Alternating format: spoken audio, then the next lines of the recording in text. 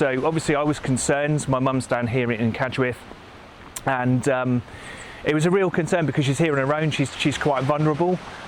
She needs like a telephone alert. She wears a little wristband telephone alert. So obviously down here that's not going to work if there's no internet or there's no power.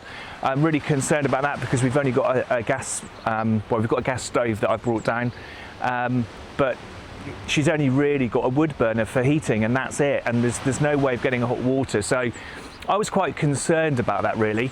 So I thought, well, I've got a camping stove at home. I've got a kettle. I could bring all that down. At least we've got something warm that she can have for lunch or even tea. But of course, it's just carried on. You know, we're here on Saturday now, Saturday morning, and there's still no power. Now that's 2.5 days or so that people haven't had access to electricity here.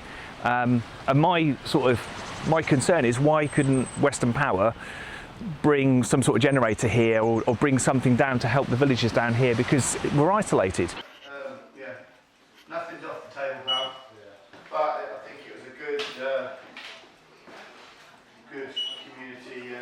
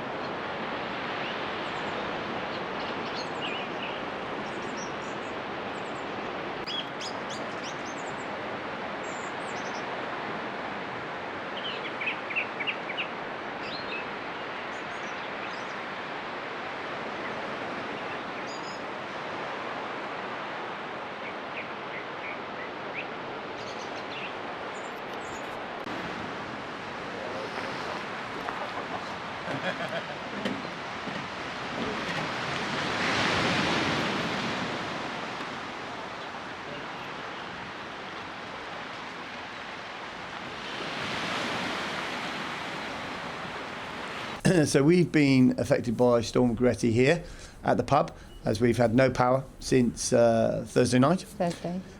We also have been affected with our other business, Wavecrest, on the Lizard, where we lost part of our roof.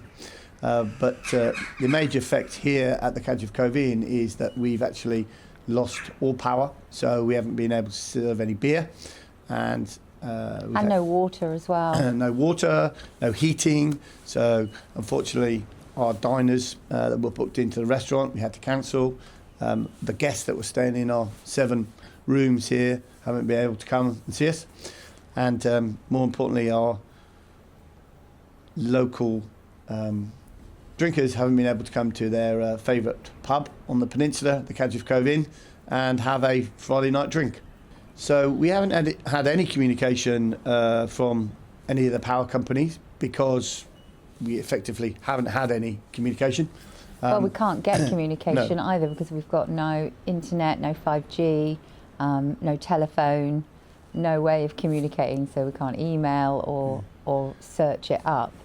So the Lizard main road was very dangerous, because as you came into the village, one of the pylons had come down, and the actual the lines were across the road. So that was quite hazardous. Yeah. But yeah, so Lizard and Ruin, parts of Ruin and Cadgwith haven't had power since Thursday night. And for us personally, trying to save our stock, thousands of pounds worth of stock in our cafe at the Lizard and at Cadgwith Pub, that was just a marathon yesterday to take it all out of the freezer and to put it in local shops in their freezer and other places to just try and save our stock. Yes. So that we don't, although we're losing out on business now, that we're not losing thousands of pounds worth of stock as well.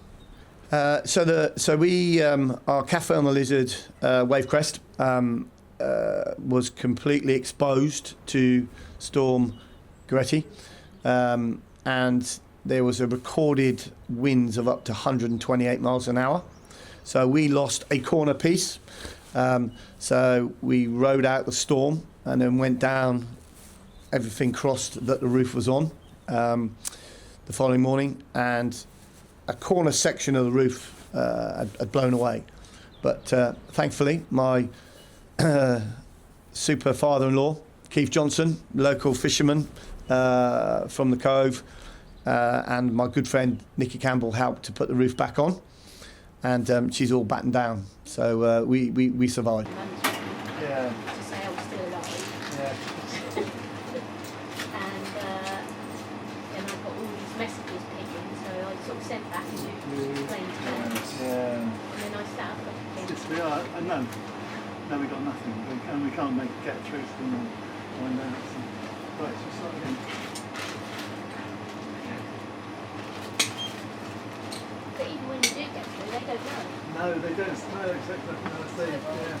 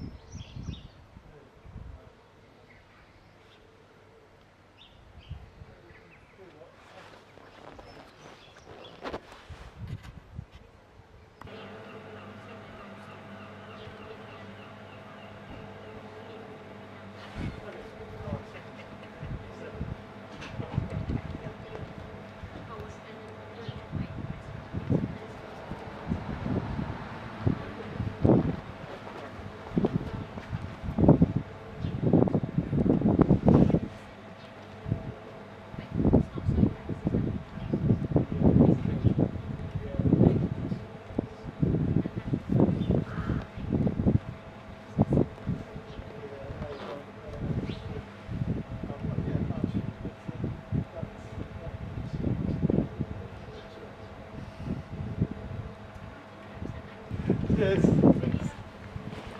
I'm based on the Lizard Peninsula, which is one of the major affected areas. We're just up the hill from Cadgwith.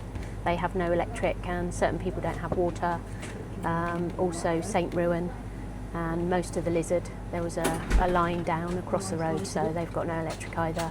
And also out in St Kevin is quite difficult as well. So we've had people from all over coming to get water, hot drinks, whatever they can find. Communication is completely impossible.